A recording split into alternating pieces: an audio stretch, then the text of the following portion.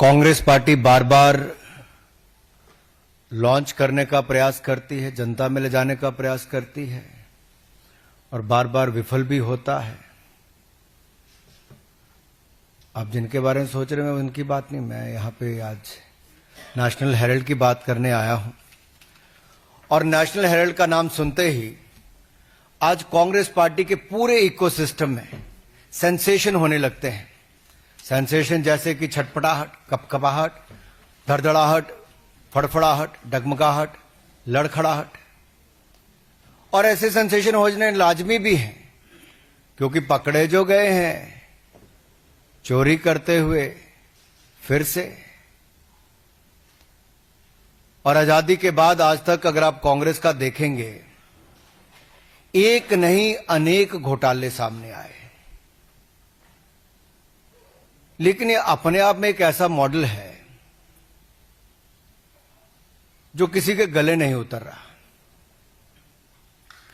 आप मीडिया से बड़ी संख्या में आज सुबह सुबह यहां पर आए हैं। नेशनल हेराल्ड जो नेहरू जी ने 1938 में शुरू किया,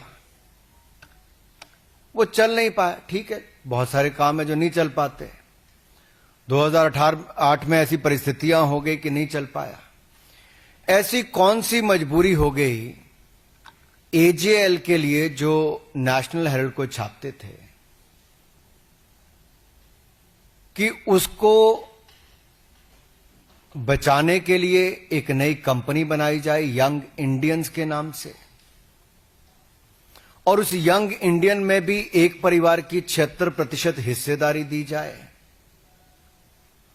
और यंग इंडियंस बनाने के लिए भी 50 लाख का लोन ये भी कांग्रेस पार्टी ही दे। और ये लोन 50 लाख का क्यों दिया गया? एजेएल को खरीदने के लिए। यानी कि कांग्रेस पार्टी एक तरफ से 50 लाख का लोन देती यंग इंडियन को बनाने के लिए, दूसरी तरफ से एजेएल है जिसके ऊपर कर्जा है, और कर्जा भी कांग्रेस पार्टी का 90 करोड़ का है, लेकिन संपत्ति 2000 करोड़ की है। और मजेदार बात यह है कि यंग इंडियंस के बनने के बाद मात्र 50 लाख रुपया देकर 2000 करोड़ रुपए की संपत्ति यंग इंडियंस के नाम पे हो जाती, मात्र 50 लाख रुपया देकर।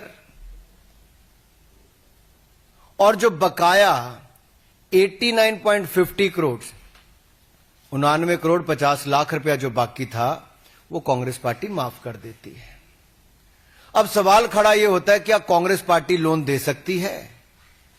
क्या कोई पॉलिटिकल पार्टी लोन दे सकती है? सबसे पहला सवाल तो यही है। और लोन दिया तो क्या उस पर ब्याज भी लिया जाता था कि नहीं लिया जाता था?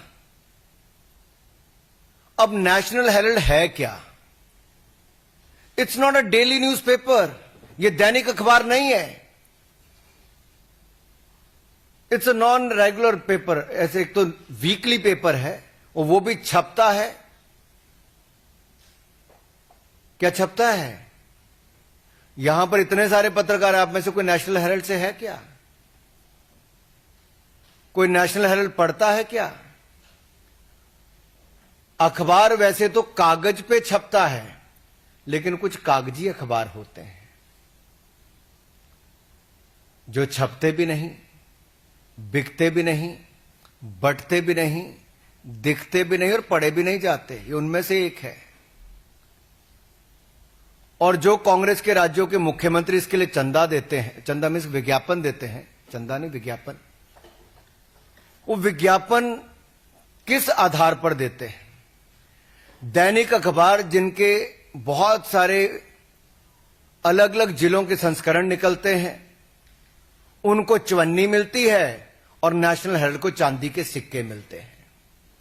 और मेरे अपने राज्य हिमाचल प्रदेश में बड़े बड़े दैनिक समाचार पत्रों को जो नहीं मिलता, यानी कि उनको चवन्नी मिलती है और नेशनल हेराल्ड को चांदी के सिक्के मिलते हैं।